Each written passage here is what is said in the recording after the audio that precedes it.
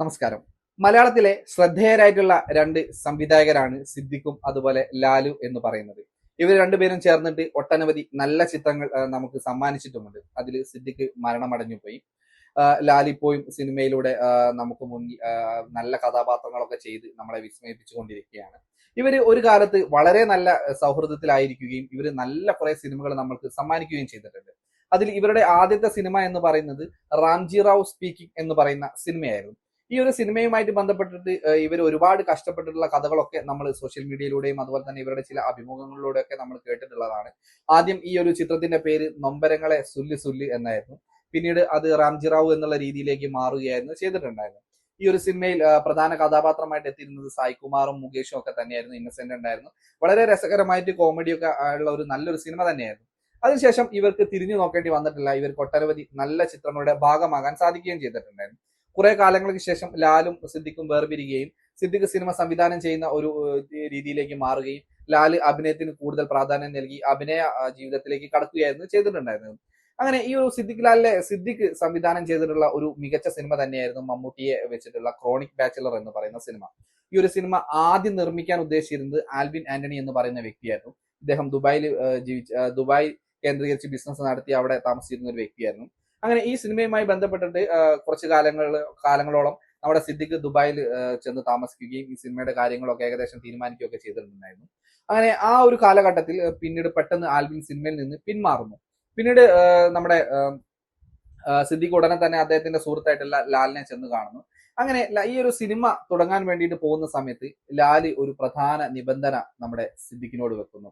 അതായത് ഈ ഒരു സിനിമയിലെ കേന്ദ്ര കഥാപാത്രങ്ങൾ എന്ന് പറയുന്നത് മമ്മൂട്ടിയും അതുപോലെ തന്നെ നമ്മുടെ മുകേഷുമായിരുന്നു. എന്നാൽ ലാല് വെച്ച ഒരു പ്രധാന നിബന്ധന എന്ന് പറയുന്നത് താൻ ഈ സിനിമ പ്രൊഡ്യൂസ് ചെയ്യണമെങ്കിൽ ഇതിൽ മുകേഷിന്റെ കഥാപാത്രമായിട്ട് നമ്മുടെ ദിലീപിനെ ഉൾക്കൊള്ളിക്കണം എന്നുള്ള രീതിയിലായിരുന്നു ലാല് ആവശ്യപ്പെട്ടത്. എന്നാൽ ഓൾറെഡി ഇതിലെ കഥാപാത്രങ്ങളൊക്കെ ഫിക്സ് ചെയ്തത് കൊണ്ട് നമ്മുടെ സിദ്ദിഖ് താൽക്കാലികമായിട്ട് ലാലിനോട് വിട പറയുകയായിരുന്നു. പിന്നീട് മറ്റ് ചില നിർമ്മാതാക്കളുടെ അടുത്തൊക്കെ പോവുകയൊക്കെ ചെയ്തിട്ടുണ്ടായിരുന്നു. അതിൽ ഒരു നിർമ്മാതാവ് പറഞ്ഞിരിക്കുന്ന ഒരു കാര്യം എന്ന് പറയുന്നത് ഈ ഒരു സിനിമ മമ്മൂട്ടിക്ക് ഒട്ടും ചേരുന്ന ഒരു സിനിമയല്ല, മറിച്ച് നമുക്ക് ഈ ഒരു കഥാപാത്രമായിട്ട് നമ്മൾക്ക് ജയറാമിനെ വെച്ച് ചെയ്യാം. ജയറാമും മുകേഷും ഒക്കെ ആണെങ്കിൽ കുറച്ചുകൂടെ ആളുകൾ കാണുകയും വലിയ ഹിറ്റ് അടിക്കാൻ പോകുന്ന ഒരു സിനിമയാണ് എന്നുള്ള രീതിയിലുള്ള ഒരു ആവശ്യം മറ്റൊരു നിർമ്മാതാവ് വെക്കുന്നു. പക്ഷെ അവിടെയും എന്ത് ചെയ്തിട്ടില്ല, സിദ്ദിഖ് മുട്ടുമടക്കിയില്ല. സിദ്ദിഖ് പറഞ്ഞു എനിക്കിങ്ങനെ മമ്മൂട്ടിയെ വെച്ചിട്ട് തന്നെ ഈ ഒരു സിനിമ ചെയ്യണം എന്ന് ആഗ്രഹമുണ്ട്. അങ്ങനെ സിദ്ദിഖ് മറ്റു ചില പ്രൊഡ്യൂസേഴ്സിനെ ഒക്കെ കാണുന്നു. ഒടുവിൽ ചിത്രം മമ്മൂട്ടിയെ വെച്ചിട്ട് തന്നെ സിദ്ദിഖ് സംവിധാനം ചെയ്യുകയും ചെയ്തു. മലയാളത്തിലെ എണ്ണം പറഞ്ഞ ഹിറ്റുകളിൽ ഒന്ന് തന്നെയാണ് ക്രോണിക് ബാച്ചിലർ എന്ന് പറയുന്നത്. ഒട്ടനവധി നല്ല പാട്ടുകളും അതുപോലെ തന്നെ നല്ലൊരു കഥയുമായിരുന്നു ചിത്രത്തിന് ഉണ്ടായിരുന്നത്. ഈ ഒരു ചിത്രവുമായി ബന്ധപ്പെട്ടുള്ള ചില കാര്യങ്ങൾ നമുക്ക് ഒന്ന് പെട്ടെന്ന് പരിശോധിച്ചിട്ട് വരാം. മലയാളത്തിൽ ഒട്ടനവധി സൂപ്പർ ഹിറ്റ് ചിത്രങ്ങൾ സമ്മാനിച്ച സംവിധായകനാണ് സിദ്ദിഖ്. 2023 അദ്ദേഹം നമ്മളോട് വിട പറഞ്ഞിട്ടുള്ളത്. നടനും സംവിധായകനുമായ ലാൽ അദ്ദേഹത്തിന്റെ ഏറ്റവും അടുത്ത സുഹൃത്തായിരുന്നു. ഇരുവരും ഒന്നിച്ച് സംവിധാനം ചെയ്ത പല ചിത്രങ്ങളും മലയാളികൾ ഇന്നും ഓർത്തെടുക്കുന്നുണ്ട്. ഇപ്പോൾ ഇതാ നടനും സംവിധായകനുമായ ആലപ്പി അഷ്റഫ് സിദ്ദിഖിന്റെ സിനിമാ ജീവിതത്തിൽ സംഭവിച്ച ചില കാര്യങ്ങൾ യൂട്യൂബ് ചാനലിലൂടെ തുറന്നു പറഞ്ഞിരിക്കുകയാണ്. ഇതിപ്പോൾ സോഷ്യൽ മീഡിയയിൽ വലിയ ചർച്ചയാവുകയും ചെയ്തിട്ടുണ്ട്. സിദ്ദിഖ് ലാൽ കൂട്ടുകെട്ടിൽ ഒരുങ്ങിയ ചിത്രങ്ങളെല്ലാം തന്നെ സൂപ്പർ ഹിറ്റായിരുന്നു. അവർ സംവിധാനം ചെയ്ത പല സിനിമകളും 100 ദിവസമൊക്കെ കഴിഞ്ഞ് ഒരു വർഷത്തിലേറെ തിയേറ്ററുകളിൽ ഓടിയിട്ടുമുണ്ട്. എന്നാൽ സിദ്ദിഖ് ലാൽ കൂട്ടുകെട്ട് പിരിഞ്ഞതോടെ സിദ്ദിഖ് സിനിമയിൽ നിന്നും പല കൈപ്പേറിയ അനുഭവങ്ങളും സ്വീകരിക്കേണ്ടി വന്നിട്ടുണ്ട്. മമ്മൂട്ടിയെ വെച്ച് ക്രോണിക് ബാച്ചിലർ എന്ന ഒരു ചിത്രം സംവിധാനം ചെയ്യാനിരുന്നപ്പോൾ അതിന്റെ ആദ്യ നിർമ്മാതാവായി എത്തിയത് ആൽവിൻ ആന്റണി ആയിരുന്നു. അതിന്റെ കഥയൊരുക്കുന്നതിനായി സിദ്ദിഖ് 1 മാസത്തോളം ദുബായിൽ താമസിക്കേണ്ടി വന്നു. എന്നാൽ ആൽവിൻ ആന്റണി അപ്രതീക്ഷിതമായി ആ പ്രൊജക്ടിൽ നിന്ന് പിന്മാറുകയായിരുന്നു ചെയ്തത്. ഉടൻ തന്നെ സിദ്ദിഖ് തന്റെ പഴയ വിതരണക്കാരനായ സ്വർഗചിത്ര അപ്പച്ചനെ സമീപിച്ചു. മമ്മൂട്ടിയാണെങ്കിൽ ഇപ്പോൾ തീരെ തിയേറ്ററുകാർ പണം തരില്ലെന്നും പകരം ജയറാമിനെ വെച്ച് ചെയ്തുകൂടെ എന്നും അയാൾ സിദ്ദിഖിനോട് ചോദിച്ചു. അദ്ദേഹം മറുപടിയൊന്നും പറഞ്ഞിരുന്നില്ല.